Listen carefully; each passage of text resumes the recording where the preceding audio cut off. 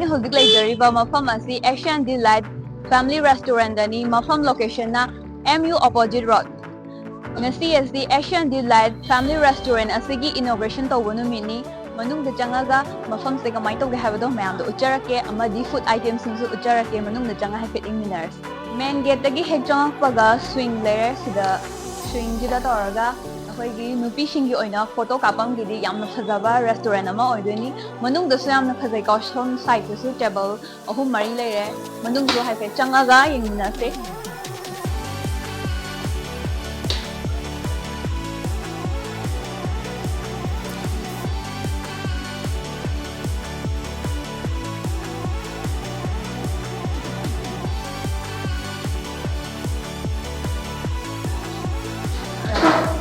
mayamda food item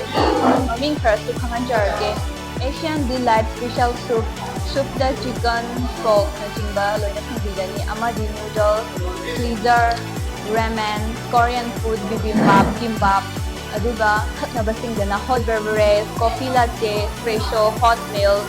aduga green tea juice loina makhal suna khangigani chicken biryani pork biryani kimchi chicken fried rice prawn fried rice asina chingba sing khangigani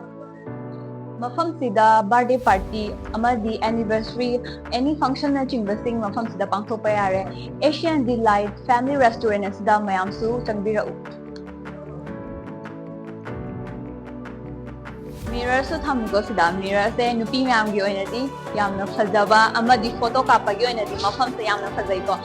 akhoi nupi macha sing masak phajaba mayam phajigandi koi yamna chatnarabanina sigi MU gi opposite road da Delight Family Restaurant da mayamsu lengshin birau amadi mafam sigi phajaba te mayamsu yengbiu aduga food ki items sing du hena ahawba mayam chana su mayam yauri amutang mahau tang bala fiu mayamsu